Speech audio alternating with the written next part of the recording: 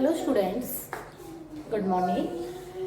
Today we will discuss economic activity. ठीक है, every student know that there are the three type of economic activity: business, profession and employment. ठीक है, in last video we will discuss business. So today we will discuss the remaining two economic activity: profession and employment. First will be profession. कहता what do you mean by the profession? What do you mean by the profession? ठीक है, note down साथ साथ करें. Profession is an economic activity which is conducted by a person who have special knowledge and skill. On the behalf of this knowledge, that person is also provide the service to society is called profession. यानी profession वो economic activity होती है जिसको एक person conduct करता है, जिसके पास special क्या होती है, नॉलेज होती है, स्किल होता है, और उस नॉलेज के बिहार पर वो अपने क्लाइंट्स को क्या देता है, सर्विस देता है. This is called the profession. For example है चार्टर्ड अकाउंटेंट, लॉयर और डॉक्टर्स. ठीक है, ये प्रोफेशन की डेफिनेशन है. इस डेफिनेशन के बिहार पे इसके ये फीचर्स है. First feature will be well-defined body of knowledge. Profession is totally based on knowledge. ठीक है, on the behalf of this knowledge, we perform the profession work. ठीक है, for getting this knowledge, we study of the various books and study material which are also available in market. On the behalf of books and study materials, we gain knowledge. On the knowledge based पर हम profession क्या करते हैं, work perform करते हैं. Without knowledge we can't perform the appropriate manner. यानी without knowledge we can't perform the work in a proper way. उसके बाद second feature will be restricted entry. It means in profession only those person enter who have special degree. Without degree you can't enter in profession. It means if I want to enter in law profession then I have LLB degree. अगर हम law profession में entry करना चाहते हैं तो मेरे पास LLB की degree होना जरूरी है. अगर मैं डॉक्टरी प्रोफेशन में एंट्री करना चाहती हूँ तो मेरे पास MBBS BDS की डिग्री होनी जरूरी है. अगर मैं चार्टर्ड अकाउंटेंट के प्रोफेशन में एंट्री करना चाहती हूँ तो मेरे पास CA की डिग्री होना जरूरी है. विदाउट डिग्री आप प्रोफेशन में एंट्री नहीं कर सकते. क्लियर आ रहा है? Third, presence of professional association. Presence of professional association का मतलब होता है every profession is also controlled by the professional association. This association is also made the rules and regulation for the profession. ठीक है, when any person who want to enter in profession, first of all that person is also registered his name in this association. After registration, ठीक है, in this association this person is also enter in profession field. इसका मतलब होता है बेटा हर profession एक professional association के through control होता है. ठीक है, जब भी हम प्रोफेशन में एंट्री करना चाहते हैं तो सबसे पहले हमें इस एसोसिएशन का मेंबर बनना मैंडेटरी है. इस एसोसिएशन के पास अपना नेम रजिस्टर्ड कराना मैंडेटरी है.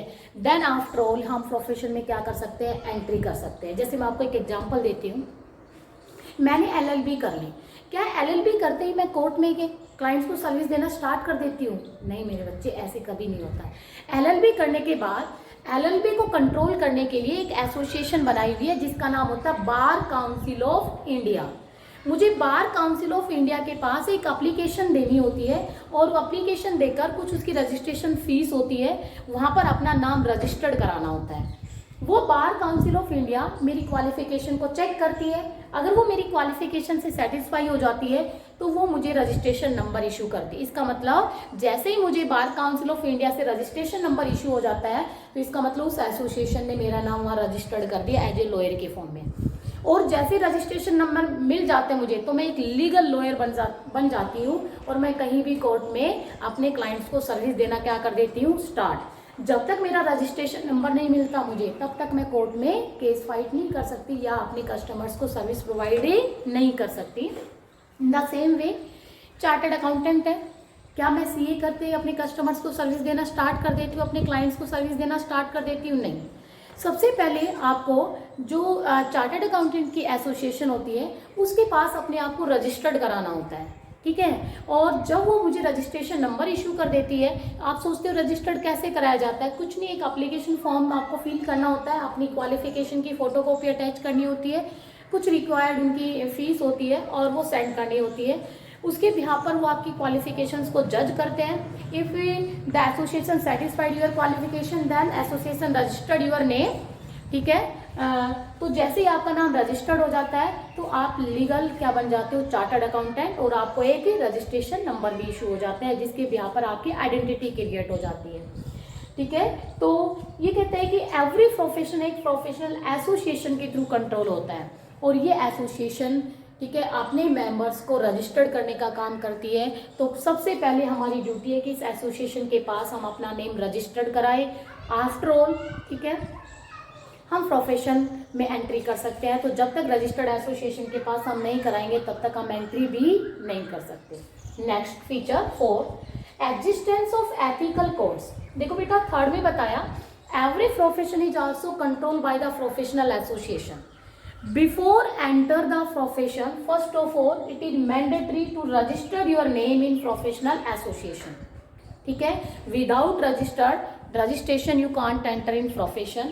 In the same way, this association is also make the ethical codes. Ethical codes का मतलब होता है rules and regulation.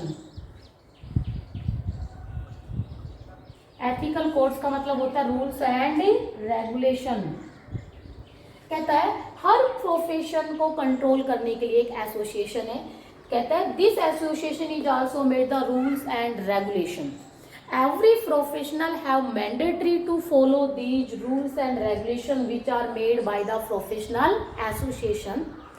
If any professional don't follow the rules and regulation then association cancel his membership या charge some fine. So every profession is also made some rules and regulation। तो यहाँ पर simple सी बात बताइए कि हर profession को control करने के लिए एक एसोसिएशन है। वो एसोसिएशन प्रोफेशन के लिए क्या बनाती है, रूल्स एंड रेगुलेशन बनाती है, और हर प्रोफेशनल के लिए मैंडेटरी होता है वो रूल्स एंड रेगुलेशन फॉलो करना। अगर किसी ने नहीं किया तो एसोसिएशन उसकी मेंबरशिप को कैंसिल कर सकती है। ओके, जैसे डॉक्टरी प्रोफेशन में मैं एक डॉक्टर हूँ तो मेडिकल काउंसिल ऑफ इंडिया उसकी एसोसिएशन है, ठीक है। वो मुझे कुछ रूल्स रेगुलेशन बताती है, फॉलो करना आपके डॉक्टरी प्रोफेशन में। अगर मैंने कोई रूल अवॉइड कर दिया तो वो मेरी डॉक्टरी प्रोफेशन का जो रजिस्ट्रेशन नंबर उसने मुझे दिया था वो कैंसिल कर सकती है, और कैंसिल कर दिया तो मैं डॉक्टरी प्रोफेशन में एंट्री नहीं कर सकती। Last feature service motive. कहता है the main motive of the profession to provide the service to their clients. अब कई बार बच्चों के माइंड में आता है मैडम प्रोफेशन में जो चार्टर्ड अकाउंटेंट है, लॉयर है या डॉक्टर है, क्या तो वो सर्विस का वो भी तो प्रॉफिट अर्न करते हैं, वो अपने क्लाइंट से फीस चार्ज कर रहे हैं। बिल्कुल करेक्ट बात है आपकी कि भाई ये भी अपने क्लाइंट से फीस चार्ज करते हैं, बहुत अच्छा पैसा अर्न करते हैं, ठीक है। ऐसा नहीं है कि फ्री में सर्विस दे रहे हैं। लेकिन बेटा इनकी एसोसिएशन जब इनके रूल्स रेगुलेशन बनाती है तो पहला रूल में यही लिखा जाता है कि इनका बेसिक मोटिव सर्विस होना चाहिए, प्रॉफिट अर्न उसके बाद, ठीक है। एक लॉयर भी अपनी फीस चार्ज करता है, लेकिन लॉयर का जो बेसिक मोटिव पहले जो एसोसिएशन बनाती है वो कहते हैं कि क्लाइंट को जस्टिस दिलवाना, क्लाइंट को जस्टिस दिलवाना इसका मेन मोटिव है। फीस चार्ज वो सेकेंडरी मोटिव आता है। जैसे हम बिजनेस करते हैं, अब बिजनेस का कल मैंने मेन मोटिव क्या बताया था, प्रॉफिट अर्न करना, और सोशल वेलफेयर उसका सेकेंडरी मोटिव है। सेम ऐसे ही प्रोफेशन जो होता है उसका मेन मोटिव सर्विस है फर्स्ट, और सेकेंडरी क्या होता है, प्रॉफिट अर्न करना। तो मेन मोटिव के बिहाफ पे लिखा हुआ है कि भाई प्रोफेशन का मेन मोटिव अपने क्लाइंट्स को, अपने कस्टमर्स को सर्विस प्रोवाइड करना होता है। तो ये थी प्रोफेशन की फीचर्स, ठीक है। उसके बाद नेक्स्ट आपकी इकोनॉमिक एक्टिविटी आती है एम्प्लॉयमेंट। क्या आती है, एम्प्लॉयमेंट। इसकी डेफिनेशन लिखो। Employment means employment is an economic activity in which a person do work for others is called employment। कहता है एम्प्लॉयमेंट एक ऐसी इकोनॉमिक एक्टिविटी है जिसमें एक पर्सन अदर्स के लिए वर्क परफॉर्म करता है इन ल्यू ऑफ रेम्यूनरेशन। रेम्यूनरेशन ये स्पेलिंग है REMUNERATION। रेम्यूनरेशन का मतलब होता है सैलरी या वेजेज। डेफिनेशन अगेन रिवाइज कर रही हूँ। Employment is an economic activity, ठीक है, in which a person do work for others in lieu of remuneration. Employment वो इकोनॉमिक एक्टिविटी है जिसमें एक पर्सन अदर्स के लिए वर्क परफॉर्म करता है, सैलरी के लिए या वेजेज के लिए। उसके बाद इसकी फीचर्स आती है। फीचर्स में first feature will be contractual relation. Contractual relation का मतलब होता है कि एम्प्लॉयमेंट में एम्प्लॉय एंड एम्प्लॉयर के बीच में एक एग्रीमेंट होता है, और एग्रीमेंट के थ्रू उन दोनों में क्या होता है, रिलेशन होता है। वो एग्रीमेंट आपका रिटन भी हो सकता है एंड ओरल भी हो सकता है। तो there is a contractual relation between employ and employer. Employer का मतलब ऑनर, एंड दैट कॉन्ट्रैक्ट में be written as well as oral, दोनों हो सकते हैं, ठीक है। जनरली रिटन कॉन्ट्रैक्ट हम फॉलो करते हैं क्योंकि रिटन में फ्यूचर में डिस्प्यूट होने के चांसेस नहीं होते।